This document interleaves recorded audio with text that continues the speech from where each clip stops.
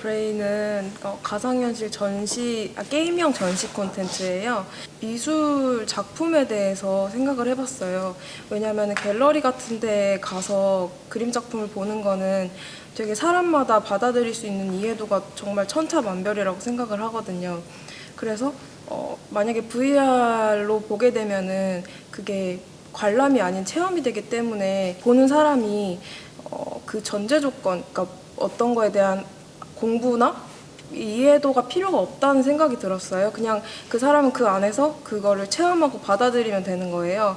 작가의 세계관을 VR 안에서 표현하면은 훨씬 더 많은 사람들이 미술 작품에 대해서 조금 이해하는 것이 넓어지지 않을까, 그리고 훨씬 더 흥미를 유발하지 않을까 하는 생각이 들어서 기획을 하게 됐고요. 그래서 저희가 여러 작가들을 선택하려고 하던 중에 초현실주의가 가장 VR에 구현이 됐을 때 제일 적합하지 않나. 왜냐하면 가상이라는 단어가 초현실이랑 단어랑 되게 저는 접목시킬 부분이 많고 되게 맞는다고 생각을 하거든요.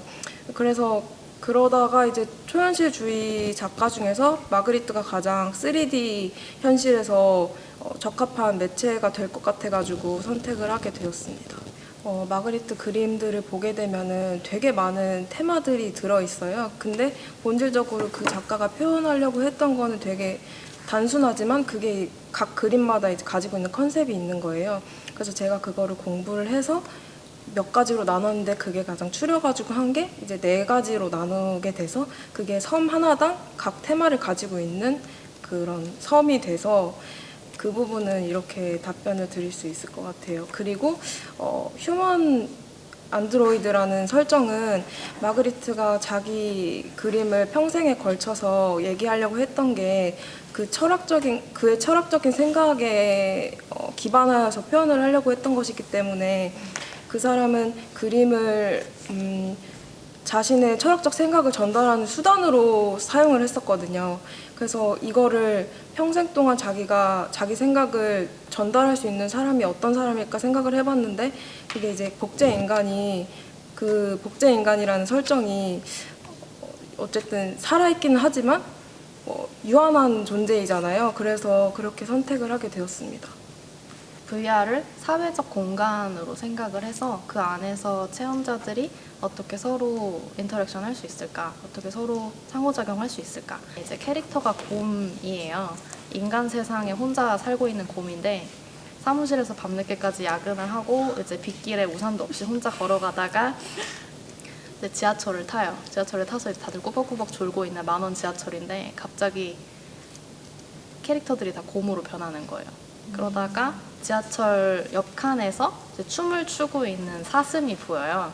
그래서 지하철 문이 열리면서 이제 가상의 댄스 클럽으로 빠져 들어가는 그런 스토리인데, 그래서 그 안에 들어가면 이제 수많은 곰들, 나랑 똑같은 모습을 한 곰들과 엄청나게 거대한 사슴 DJ가 있어서 계속 음악을 플레이를 하고, 그다음에 뒤에 어떤 영상들도 되게 좀 화려하게 음악에 맞춰서 이제 효과들이 변화하고, 옆에 있는 곰이랑 저희가 2인용으로 제작을 했는데 옆에 있는 친구랑 같이 서로 마주보고 춤을 출 수도 있고, 거기에 이제 파티 아이템 같은 것들이 있어요. 뭐 폭탄 던지면은 이렇게 폭죽처럼 터지는 거랄지, 아니면 들고서 춤을 출 수 있는 약간 폭죽 같은 거, 약간 요술봉 이런 것들이 있어가지고 이것저것 쥐어서 가지고 놀 수 있는 그런 댄스 클럽을 만들었거든요.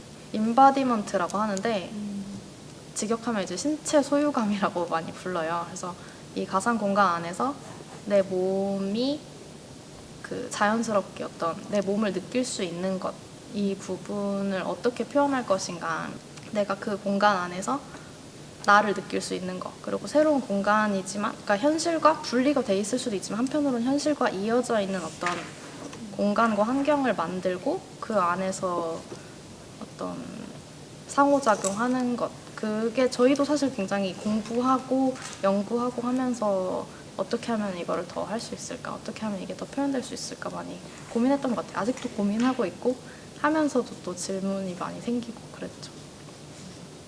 가장 제일 처음 시작할 때 재밌게 생각했던 건 그냥 우연치 않게 뭔가 VR이 움직임이나 그림 같은 걸 통해서 하는 게 가장 VR에 맞다고 생각을 했었거든요. 그래서 뭐 말도 없고, 그러니까 사람의 말을 쓰지 않는 그런 언어가 나오지 않는 무언가를 하고 싶다가 제일 처음이었고, 그러다 보니 동물들이 나왔고, 그러다 보니 저희에게 가장 익숙했던 환웅설화가 나왔던 것 같아요. 말이 안 통하는 동물들과 어떻게 하면 말을 통할 수 있을까 고민을 해봤는데, 그림이나 몸짓을 통해서 이야기를 하면은 이 동물들이라고 말하는, 그러니까 타인들과 그렇게 소통을 할 수 있겠다, 이런 생각이 두 번째로 들었고, 제일 처음에 팝업북이 처음부터 있었던 건 아니었는데 좀 여러 가지 선택을 하다 보니까 팝업북을 통해서 이야기라는 걸 좀 더 확실히 알려주고 좀 재미있는 포인트들을 살리자 해서 팝업북이 나오게 됐고요. 나머지는 마치 복권 긁는 것처럼 어떤 뭐 이 호랑이에 약초가 필요하다면 약초 그림 같은 게 나오고, 그걸 이렇게 복권 긁듯이 색칠을 하면 그게 실물로 나타나는 컨셉으로 만들어져 있는 상태입니다.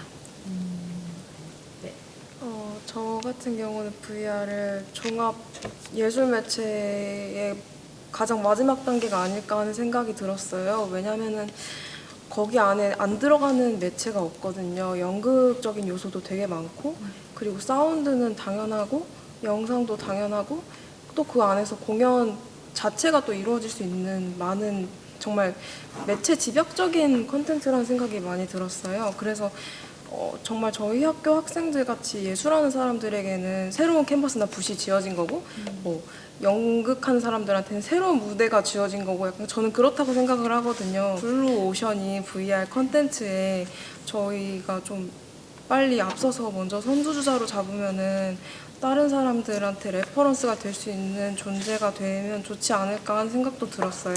학교 내에서 그런 여러 가지 타원이랑 결합할 수 있는 프로젝트도 많이 있었으면 좋겠다고 생각을 했고, 그리고 또 만약에 내 컨텐츠가 정말 보편화된 사람들에게 모두 다 적용할 수 있는 컨텐츠라면 어린 아이들한테 이 컨텐츠가 맞을지. 왜냐면 HMD 기기 같은 경우는 지금 나온 게 이제 성인용으로 나온 게 대부분이거든요. 근데 그런 성인용인 HMD를 쓰게 되면은 아이들이 사시가 될 수 있는 확률이 높아진다고 해요. 네, 그래서 그런 부분도 컨텐츠를 만드는 사람 입장으로서 어떻게 해결해 나갈 것인지에 대해서 고민을 좀 해봐야 된다고 생각을 해요. 네. 갈 길이 멀기는 하죠. 장비의 대중화랄지 뭐 체험의 편의성이랄지 아직 해결해야 될 문제가 굉장히 많고, 정말 초창기인데 뭐 영화가 100년에 걸쳐서 발전했다고 하면은 VR은 거의 1년에 10년씩 가는 것 같아요. 이제 영화에서 뭐 4D, IMAX, 그다음에 뭐 VR 이런 느낌으로 생각하진 않고, 오히려 진짜 스마트폰이 있기 전과 후 같은 느낌에 더 가깝다고 생각을 해요. VR 환경이 존재하기 전과 후. 영화는 이제 스크린을 다루는데, 얘는 어떤 360도의 공간, 어떤 환경을 만드는 거고, 그 안에서 사용자가 어떻게 움직이게 할 것인지, 무엇을 느끼게 할 것인지, 뭘 보여줄 것인지 하는 거를 되게 복합적으로 고민을 하기 때문에 약간 기존과는 좀 다른 방식의 교육이 필요한 것 같다는 생각이 들고, 만드는 사람들에게조차. 크리에이터들이 어떤 환경에서 일할 수 있으면 좋을까, 그런 고민을 굉장히 많이 하고 있어요. 이제 여러 분야의 사람들이 같이 협업을 할 수밖에 없는 구조인데, 그런 경우에 이제 각각이 가지게 되는 크레딧은 어떻게 할 것이며, 이제 프로젝트 기반으로 작업이 계속되는 아티스트들이 어떻게 하면은 이 견고한 기존 예술 산업계의 유리 장벽 같은 거에 부딪히지 않고 활발하게 계속 창작 활동을 해나갈 수 있을까, 그게 굉장히 많이 고민하고 있는 부분이에요. 인건비 같은 걸 분배를 할 건지, 어느 부분까지를 각자가 열정으로 메울 수 있고 어느 부분에 대해서 어떻게 제작비를 따서 지급을 할 건지, 이런 부분에 대해서 굉장히 고민을 많이 하고 있어요.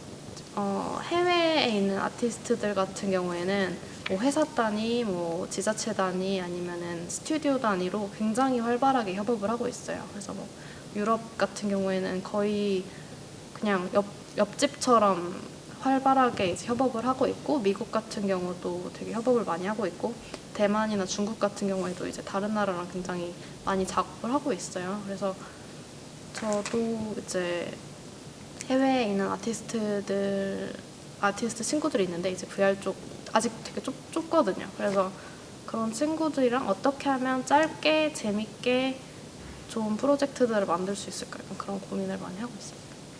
다변화한 세계에서 유일하게 모든 감각을 맡고 이 감각을 여기에 맡겨라고 하는 매체가 VR이라고 생각을 해서 그게 포기해야 되는 점이지만 그게 그만큼 강점이 될 수도 있고 중요한 점이 될 수도 있다고 생각을 했고, 또 제가 원래 미디어 아트 쪽을 전공해서 그럴지 모르겠지만 오히려 스토리텔링도 좋겠지만 오히려 좀 아예 좀 예술 쪽으로 갈 수 있겠다는 생각을 많이 했던 게, VR이라는 게 시청각 매체긴 하지만 점점 발전을 하는 걸로 보았을 때 저는 되게 촉각적인 매체라고 생각을 했어요.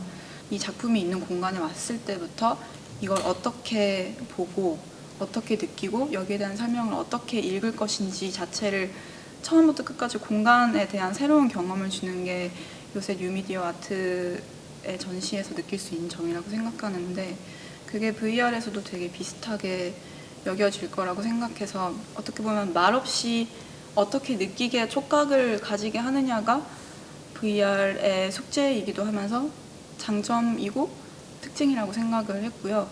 그래서 그런 방향으로 발전이 되려면 모든 예술 매체가 다 그렇겠지만 그 매체를 만드는 기술에 대한 이해가 제일 중요한 것 같고, 이게 가능한 범위까지 상상을 할 수 있기 때문에 기술적인 상상력을 키우기 위해선 기술에 대한 이해가 있어야 되고, 그게 지금 멀티미디어 영상과 분들이 크게 두각을 드러내는 부분이라고 생각을 했고요. 또 이게 그런 식으로 좀 범예술적으로 나가기 위해서는 범예술적인 이해 또한 같이 필요하니까 저도 사실 혜리 씨의 생각과 같이 타원과의 VR 관련된 교류가 있었으면 좋겠다고 생각하는 게, 영상원만 해도 머령과 VR실 따로 있고 영화과 VR실 따로 있고 애니메이션과 VR실 따로 있고, 그 따로 있다는 사실도 서로 모르고 살고 있다가 이런 걸 알게 되면서 조금씩 알게 되었거든요. 아, 여기도 그런 게 있었네. 다 모든 게 VR로 귀결될 수 있는데 각자 따로 그거를 메이킹하고 있는 게 좀 아쉬워서, 그걸 한데 합칠 수 있는 무언가가 있다면 서로한테도 더 큰 도움이 되고 영감이 될 수 있을 거라는 생각을 했습니다.